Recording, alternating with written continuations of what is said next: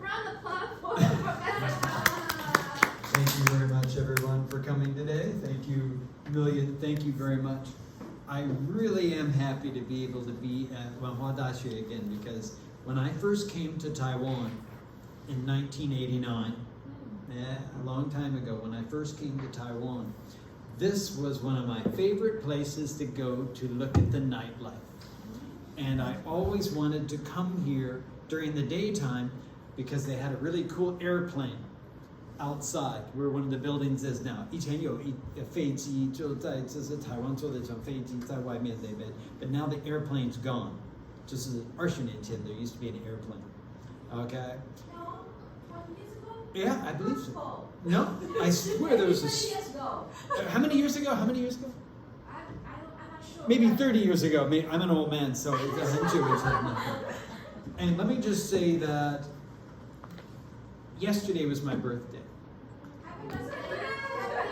Happy birthday. And I'm from the US, and so it still is my birthday in the US. So my greatest birthday present is being able to come here and share with you about this study I've been working on for so long. But before I do, I want to thank the staff, okay, and all the professors who made this conference possible, because communicating with you all was very easy, convenient, and it's one of the best logistics conferences that I've been to. So thank you very much. Okay, let's have a round of applause.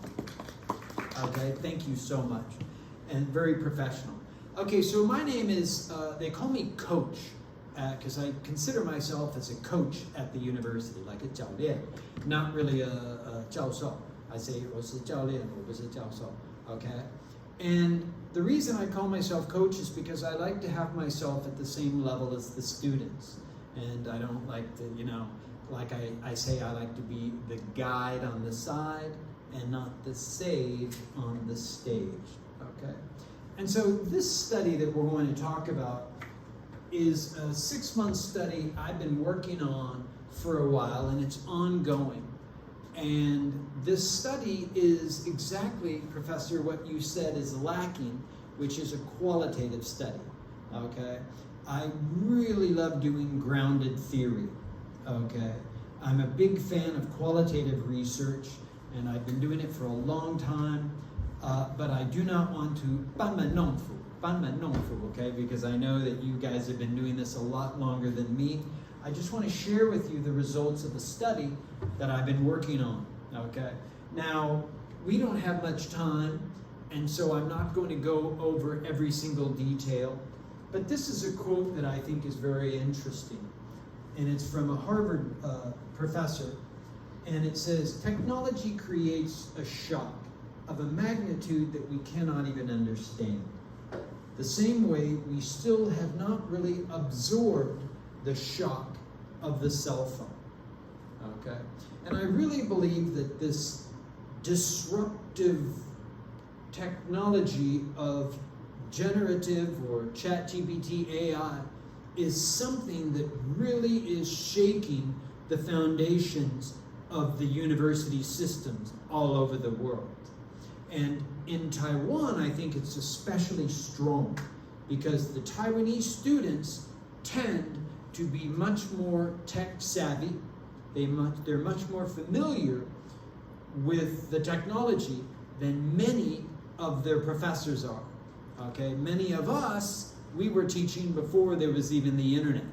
Okay, not you guys, but just me. Okay, so all of this new technology is so exciting in many ways.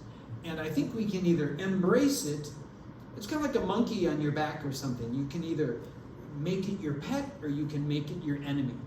And this study is a study, it's a small case study of 3 native English-speaking professors who are dealing with generative or Gen AI in their classrooms teaching EMI, okay?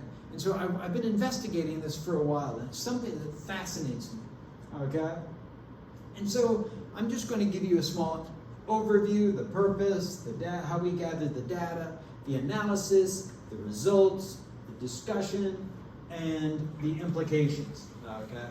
And we don't have much time. You know, we're professors. We usually speak for 50 minutes, 50分钟, and then 休息10分钟.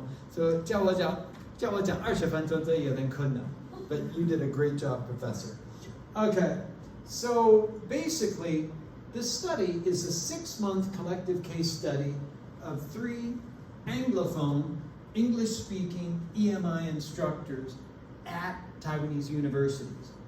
And the mission, the goal, the purpose of the presentation was to find out, it was grounded theory, so we did not really have a research question in advance.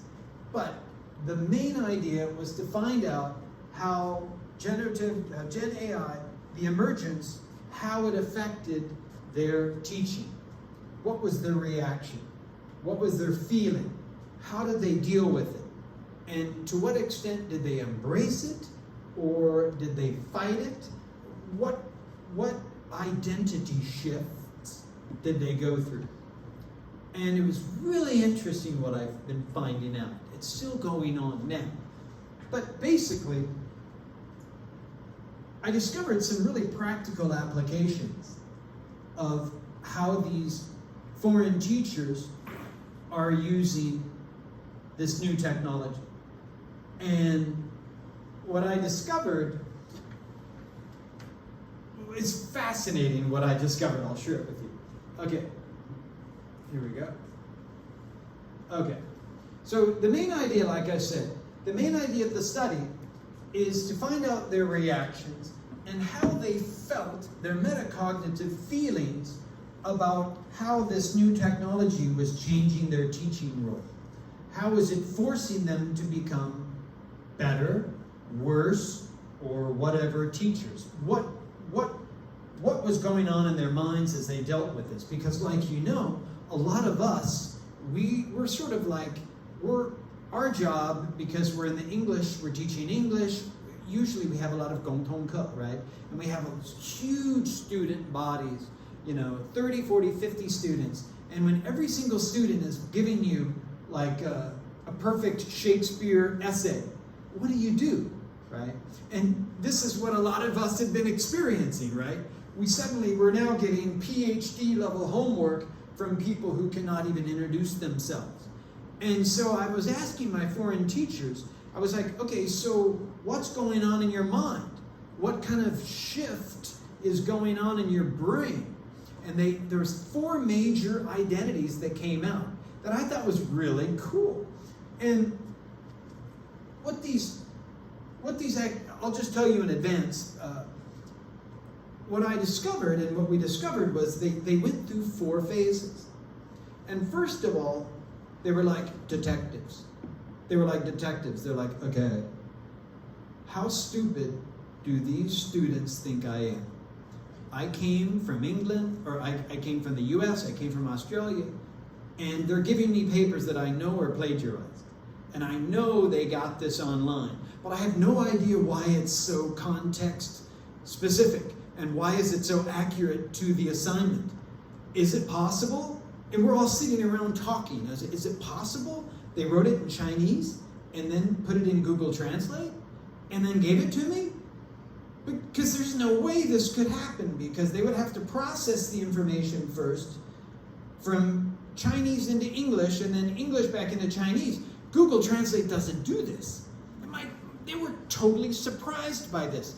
You know, and we had all heard that there's some sort of a new thing, but we didn't know what it was.